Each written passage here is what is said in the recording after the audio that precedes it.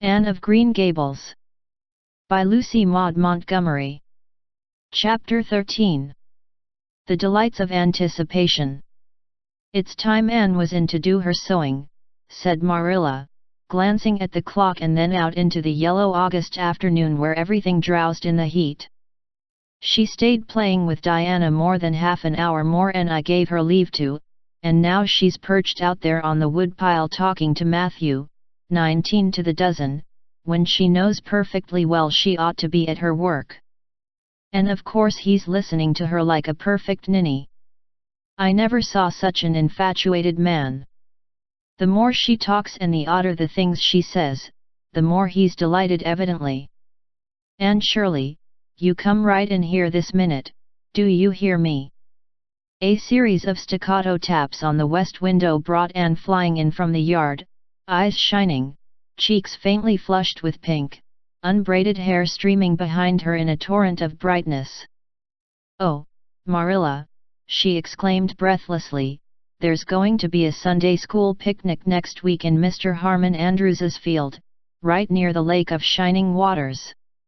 And Mrs. Superintendent Bell and Mrs. Rachel Lynde are going to make ice cream. Think of it, Marilla, ice cream. And, oh, Marilla, can I go to it? Just look at the clock, if you please, Anne. What time did I tell you to come in? 2 o'clock, but isn't it splendid about the picnic, Marilla? Please, can I go? Oh, I've never been to a picnic. I've dreamed of picnics, but I've never. Yes, I told you to come at 2 o'clock. And it's 2:45. I'd like to know why you didn't obey me, Anne.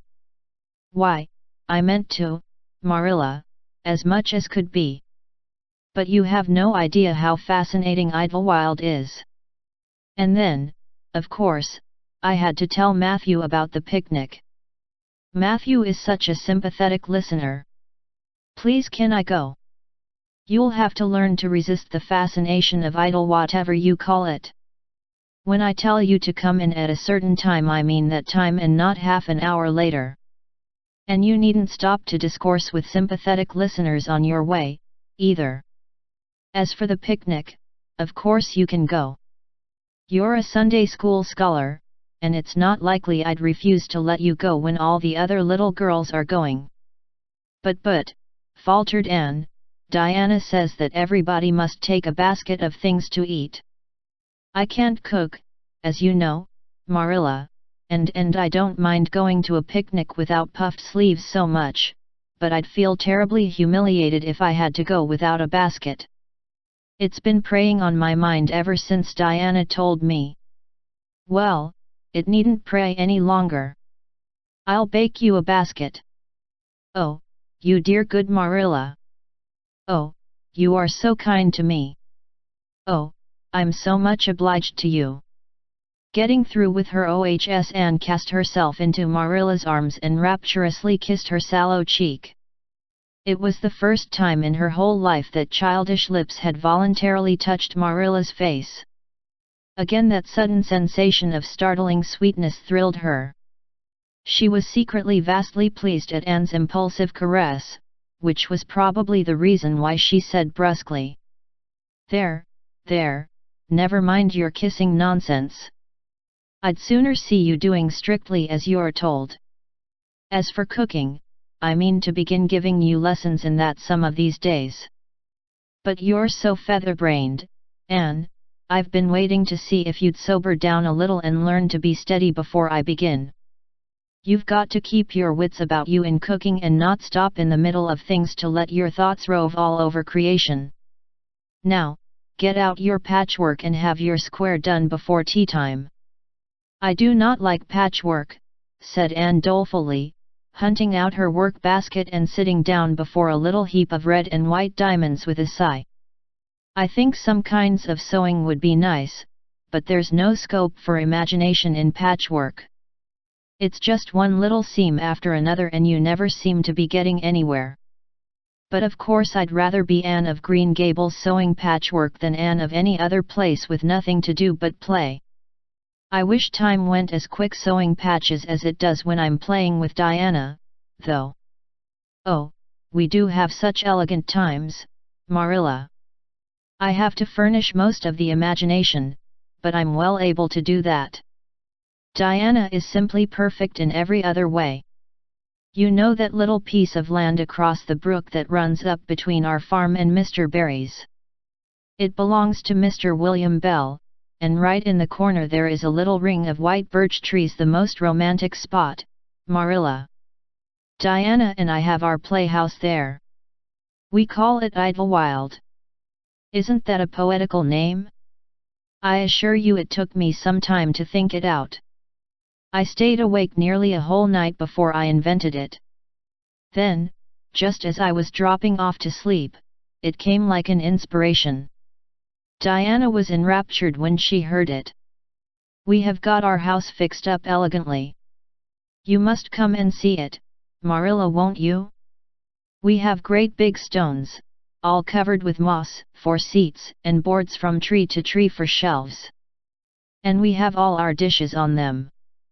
Of course, they're all broken, but it's the easiest thing in the world to imagine that they are whole. There's a piece of a plate with a spray of red and yellow ivy on it that is especially beautiful. We keep it in the parlor, and we have the fairy glass there, too. The fairy glass is as lovely as a dream. Diana found it out in the woods behind their chicken house. It's all full of rainbows, just little young rainbows that haven't grown big yet, and Diana's mother told her it was broken off a hanging lamp they once had. But it's nice to imagine the fairies lost it one night when they had a ball, so we call it the fairy glass. Matthew is going to make us a table. Oh, we have named that little round pool over in Mr. Barry's field Willowmere. I got that name out of the book Diana lent me. That was a thrilling book, Marilla. The heroine had 5 lovers. I'd be satisfied with one, wouldn't you? She was very handsome and she went through great tribulations. She could faint as easy as anything. I'd love to be able to faint, wouldn't you, Marilla? It's so romantic. But I'm really very healthy for all I'm so thin. I believe I'm getting fatter, though. Don't you think I am? I look at my elbows every morning when I get up to see if any dimples are coming. Diana is having a new dress made with elbow sleeves. She is going to wear it to the picnic. Oh, I do hope it will be fine next Wednesday. I don't feel that I could endure the disappointment if anything happened to prevent me from getting to the picnic. I suppose I'd live through it, but I'm certain it would be a lifelong sorrow. It wouldn't matter if I got to 100 picnics in after years, they wouldn't make up for missing this one. They're going to have boats on the Lake of Shining Waters and ice cream, as I told you. I have never tasted ice cream. Diana tried to explain what it was like, but I guess ice cream is one of those things that are beyond imagination. Anne, you have talked even on for 10 minutes by the clock, said Marilla. Now, just for curiosity's sake, see if you can hold your tongue for the same length of time. Anne held her tongue as desired.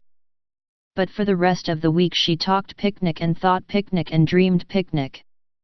On Saturday it rained and she worked herself up into such a frantic state lest it should keep on raining until and over Wednesday that Marilla made her sew an extra patchwork square by way of steadying her nerves.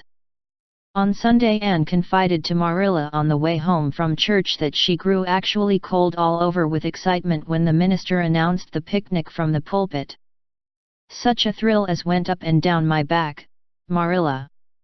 I don't think I'd ever really believed until then that there was honestly going to be a picnic. I couldn't help fearing I'd only imagined it. But when a minister says a thing in the pulpit you just have to believe it.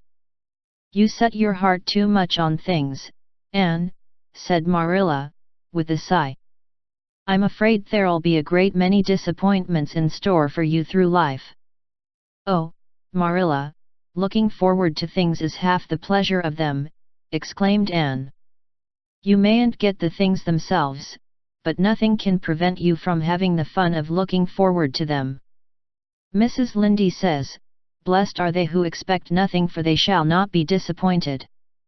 But I think it would be worse to expect nothing than to be disappointed. Marilla wore her amethyst brooch to church that day as usual. Marilla always wore her amethyst brooch to church.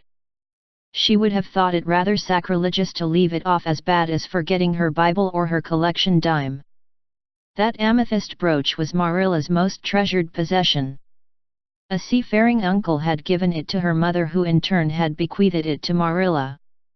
It was an old-fashioned oval, containing a braid of her mother's hair, surrounded by a border of very fine amethysts.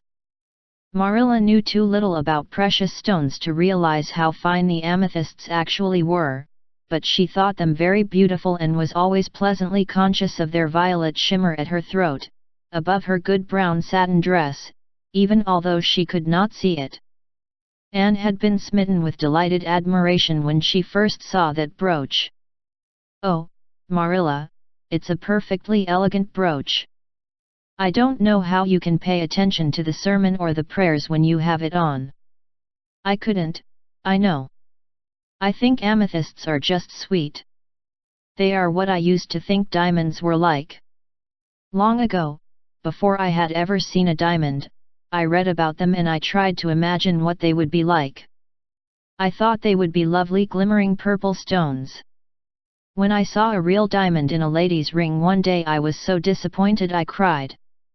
Of course, it was very lovely, but it wasn't my idea of a diamond. Will you let me hold the brooch for 1 minute, Marilla?